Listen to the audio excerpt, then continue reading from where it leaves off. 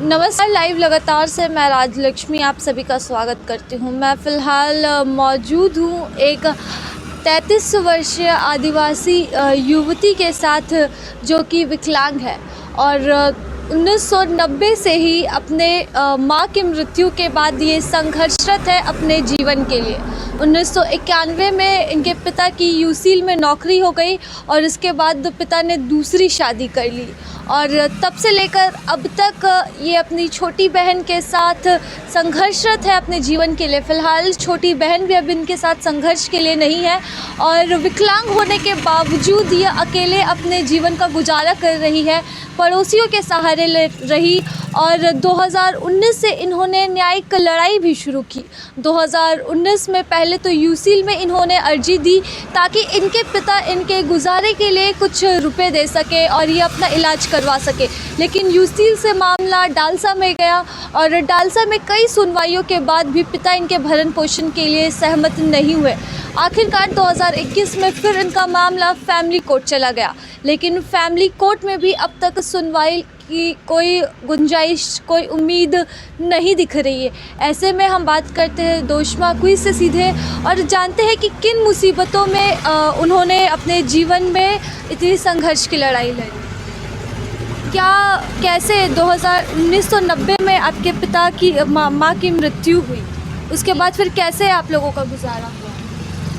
Ma'am 1990 में माँ death होने के बाद हम गिरने का कारण विकलांग हो गई हूँ और इसके बाद मेरा कोई इलाज नहीं हुआ है। जैसे हूँ वैसे हूँ, लेकिन बाबा जो 91 में यूसील का एम्प्लॉय हो गए फिर भी मेरा इलाज नहीं करवाया और उसका बाद बाबा दूसरा शादी किए। उसके बाद उस समय हम लोगों का पालन पोषण मेरी दादी थी, मेरी दादी करती थी और उसके बाद दादी जो जब डेथ होने के बाद हम लोग को बहुत तकलीफ होते हैं। मतलब हर कुछ काम करवाते हैं बाबा, जानवर को जैसे मारते भी हैं और नौकर को जैसे काम भी करवाते हैं। और 2019 सॉरी मैम 14 से हम अकेले रह रहे हैं गांव घर में और कहीं 2 साल तक हम दूसरे के घर में रहे। उसके बाद धीरे धीरे जो अपना पालन पोषण करने के लिए हमको छोटा मोटा काम करना पड़ा। जो हम सिलाई के काम जानते तो वही कर रहे हैं और दूसरा कुछ तो हम कर नहीं पाते हैं। क्या बोलेंगे, मतलब 2019 से हम जो केस कर रहे हैं अभी तक मेरा कुछ नहीं हो रहा है, हम क्या करेंगे। 2019 में आपने सबसे पहले अर्जी कहाँ लगाई थी? सबसे पहले हम क्या बोलते हैं नारुआ माइस पर्सनल ऑफिस में दिए थे और उसका बाद डीसी में दिए हैं। उसका बाद फिर से हम क्या बोलते हैं नारुआ पर्सनल में दिए हैं और अभी तक मतलब इसका कोई फैसला नहीं हुआ। अभी तक मतलब फैमिली कोर्ट में चल रहा है। क्या मांगे हैं आपकी आपके पिता से? पहले मांग तो थी मेरी मतलब अपना इलाज के लिए और गुजारा भत्ते के लिए चाहिए थे और बाबा उसके लिए भी मतलब देने के लिए राजी नहीं है। और अभी वो बोल रहे हैं कि मतलब हम अपने कानों से तो नहीं सुने हैं, बोल रहे हैं कि तुमको 5,000 रुपया दिया जाएगा। 5,000 रुपये से मेरा क्या होगा, इलाज या मेरा खाने पीने के लिए? यार अगर हम इलाज करवाएंगे तो मेरा साथ दूसरों की भी तो ज़रूरत है। दूसरा कोई तो बिना या से तो हमको नहीं ले जाएंगे ना, उसके लिए भी खाने पीने के चाहिए, कुछ पैसा भी चाहिए। तो अभी मेरा मांग है, बाबा हमको इलाज नहीं करवा रहे हैं और गुजारा भत्ता नहीं दे रहे हैं, तो मेरा मतलब 3 चीज़ का मांग है। पहला है हमको इलाज और गुजारा भत्ते के लिए पैसा होना चाहिए। अगर वो नहीं देंगे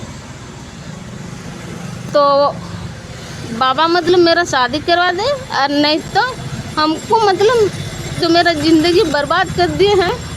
मतलब मेरे बाबा, मेरा मुख्य आरोपी मेरे बाबा है। यूसील का एम्प्लॉय होते हुए भी मतलब मेरा कोई इलाज नहीं करवाया, पढ़ाई लिखाई नहीं करवाया, कुछ नहीं करवाया और दूसरा शादी करके उसका 6 बच्चा है, उसका पूरा सब कुछ हो रहा है और हम जब भी बोलते हैं तो मेरे लिए पैसा नहीं होता है। अगर ये सब मतलब 3 चीज़ का मांग है। पहला है गुजारा भक्त के लिए और दूसरा है मेरा इलाज, क्या बोलते हैं, शादी करवाए या नहीं करवाएगा तो हमको इंसाफ चाहिए, बाबा को सजा होना चाहिए।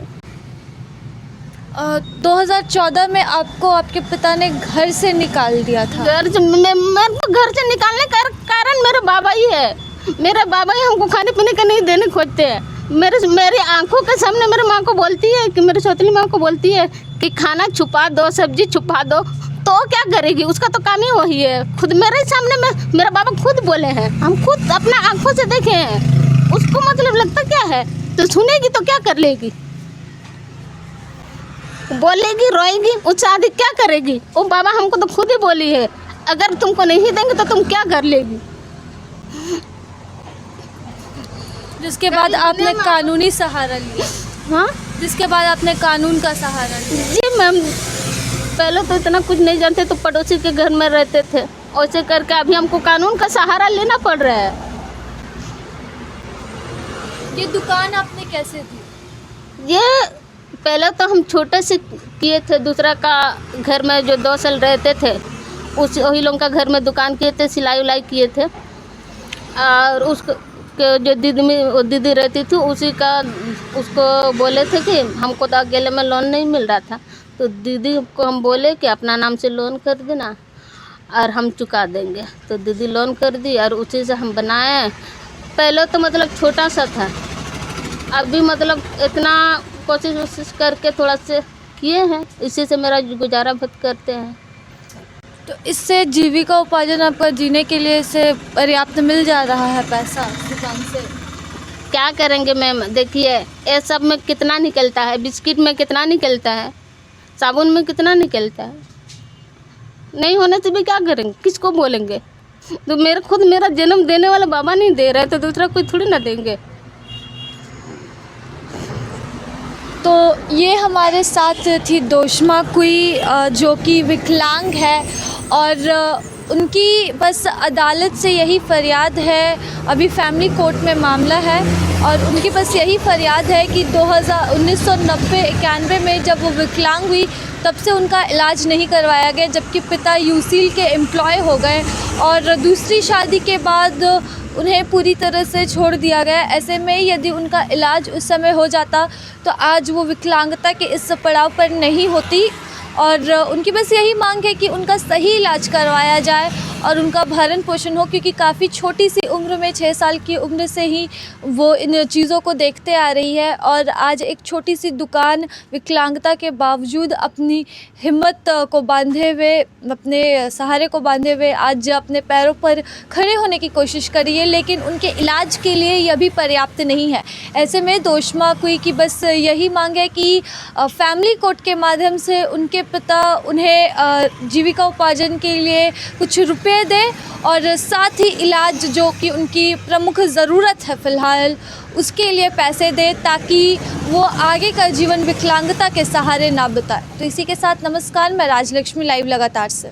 न्यूज अपडेट के लिए आप हमारे चैनल को सब्सक्राइब करें। आप हमें फेसबुक और इंस्टाग्राम पर भी फॉलो कर सकते हैं। बने रहे लगातार.in के साथ।